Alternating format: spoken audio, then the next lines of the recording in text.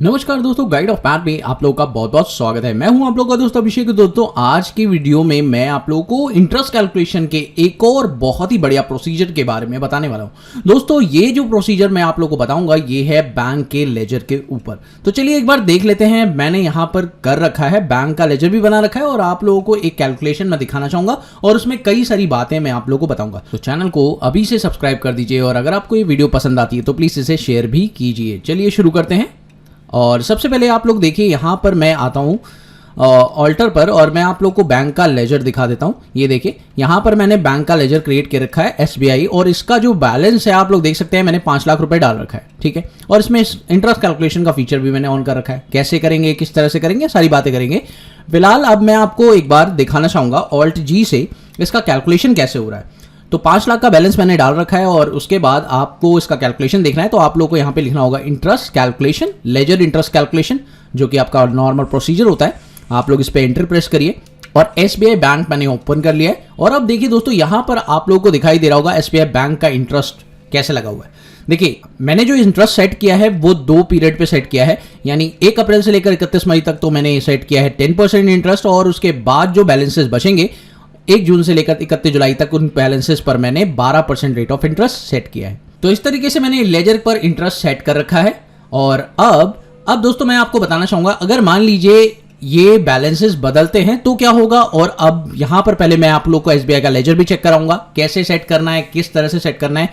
SBI के laser में जो इंटरेस्ट कैलकुलेशन होता है, यानी बैंक के लेजर पर इंटरेस्ट कैलकुलेशन होता है, वो 2 तरीके से होता है। दोनों आज इस वीडियो में डिस्कस करने वाले हैं। चलिए देखते हैं क्या है।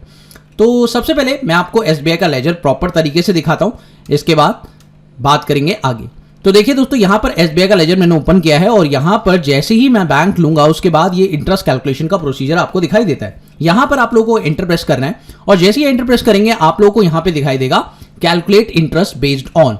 तो यहां पर अभी मैंने जो लिया हुआ है वो है वाउचर डेट के बेसिस पर, यानी जो मेरा इंटरेस्ट कैलकुलेट हो वो वाउचर डेट के हिसाब से हो, जैसे भी वाउचर डेट आएगी। ओके, नाउ अब यहां पर आपको करना है आइटम अमाउंट एडेड, क्योंकि मैं चाहता हूं कि ट्रांजैक्शन डेट भी इंक्लूड हो, तो इसलिए मैंने इसे यस कर दिया है। और साथ ही मैंने इस पर रेट ऑफ इंटरेस्ट सेट कर दिया है 10% कैलेंडर मंथ के हिसाब से, ऑल बैलेंसेस पर 1 अप्रैल से लेकर 31 मई तक।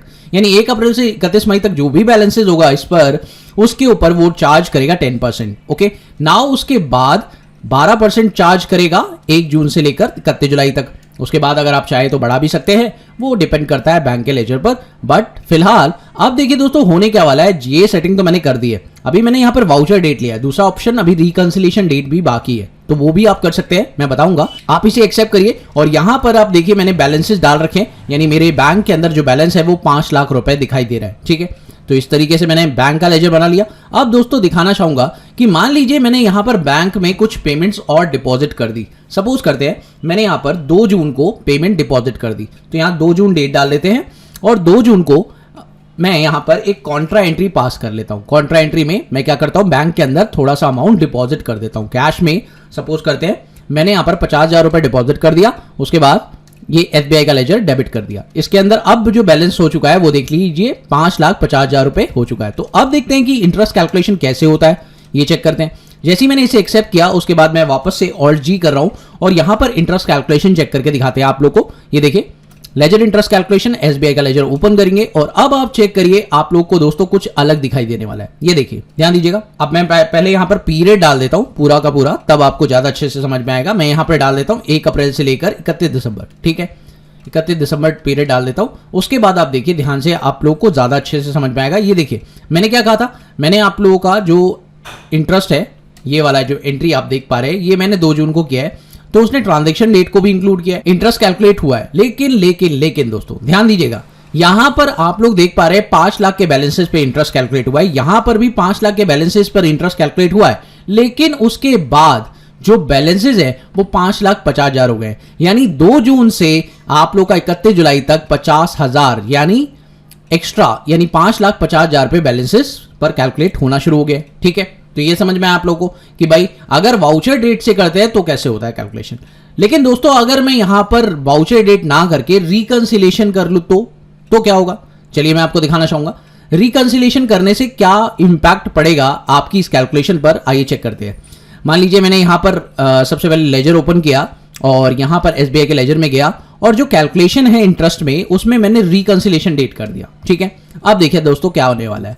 मैंने इसे एक्सेप्ट किया और एक्सेप्ट करने के बाद आप देखिएगा यहाँ पर एस्केप करने के बाद उसके बाद मैं ऑल्ट जी कर रहा हूँ और अब मैं लेजर इंटरेस्ट कैलकुलेशन यहाँ पर ओपन कर देता हूँ। तो देखिए लेजर इंटरेस्ट कैलकुलेशन आ रहा है मेरे पास, मैंने इसे ओपन किया, SBI का लेजर मैंने ओपन किया। अब देखिए दोस्तों क्या हो रहा है, अब वो पुराना ही मेथड दिखा रहा है, इसमें आप लोग का कोई नया मेथड नहीं दिखा रहा है। देख सकते हैं यहां पर, चेक करिए 5 लाख पर तो वो दिखा रहा है उतने का और 5 लाख पर वो उतना ही दिखा रहा है, 1,20,000। ऐसा क्यों? ऐसा इसलिए क्योंकि जितनी भी बैंक से रिलेटेड एंट्रीज होती है आपके बिजनेस के अंदर, अगर वो ओपनिंग बैलेंस में इन्वॉल्व नहीं है तो उन्हें रिकंसाइल करना पड़ता है। ठीक है ना, ये बात आप लोगों को पहले से ही पता है कि टैली के अंदर रिकंसिलिएशन करना बहुत जरूरी होता है, या आपको रियल लाइफ में भी बहुत सारे अकाउंट्स को रिकंसाइल करना पड़ता है, जैसे आप लोग बैंक को रिकंसाइल करते हैं। तो यहां पर कोई भी ट्रांजैक्शन अगर आप कर रहे हैं और आपकी वो ट्रांजैक्शन इंटरेस्ट कैलकुलेशन में शो नहीं हो रही और आपने रिकंसिलिएशन का ऑप्शन ले रखा है, तो इसका मतलब ये है कि वो ट्रांजैक्शन अभी रिकंसाइल्ड होनी बाकी है। जैसे एक और एंट्री मान लेते हैं, यहां पे सपोज करिए मैंने एक पेमेंट एंट्री भी पास कर दी। जैसे मान लीजिए मैं किशन को 14,000 रुपए की एक पेमेंट कर देता हूं। यहां पर ये लीजिए, मैंने किशन को SBI से 14,000 रुपए की पेमेंट कर दी। ठीक है, अब दोस्तों ये एंट्री भी जा चुकी है, अब इसका भी इंपैक्ट पड़ना चाहिए। ओके, तो बेसिकली अगर इन दोनों का इंपैक्ट पड़ेगा तो ही एंट्री सही मानी जाएगी, है ना। तो अब एक बार देखते हैं, ये रिकंसाइल हुई नहीं है, अब रिकंसाइल करना बहुत जरूरी है। बैंकिंग में जाएंगे, उसके बाद रिकंसिलेशन, अगर आप लोगों को रिकंसिलेशन नहीं आता है तो इसके लिए प्रॉपर वीडियो मैंने बना रखा है, आप लोग जाकर दे सकते हैं, आई बटन में लिंक मिल जाएगा, ये है वो वीडियो, जाइए जरूर देखिए। बैंक रिकंसिलेशन स्टेटमेंट बहुत ही कमाल का वीडियो है, आपको काफी सारे प्रोसेस समझ में आएंगे उसके अंदर। अब देखिए दोस्तों, बैंक रिकंसिलेशन में गया मैं, SBI बैंक सिलेक्ट किया और अब देखिए ये दोनों एंट्रीज रिकंसाइल होनी बाकी है। अब रिकंसाइल करने का प्रोसेस सिंपल सा होता है कि आप लोग यहाँ पे बैंक डेट डाल दें। तो यहाँ पर मैंने बैंक डेट एंटर कर दी है और ये देखिए एंटर प्रेस करेंगे और दोबारा से एक बार एंटर प्रेस करेंगे और ये देखिए दोस्तों अब रिकंसाइल्ड हो चुकी है। और अब रिकंसाइल्ड ट्रांजैक्शन में मेरे को कोई भी ऐसी ट्रांजैक्शन नहीं दिखाई दे रही जो रिकंसाइल्ड नहीं है।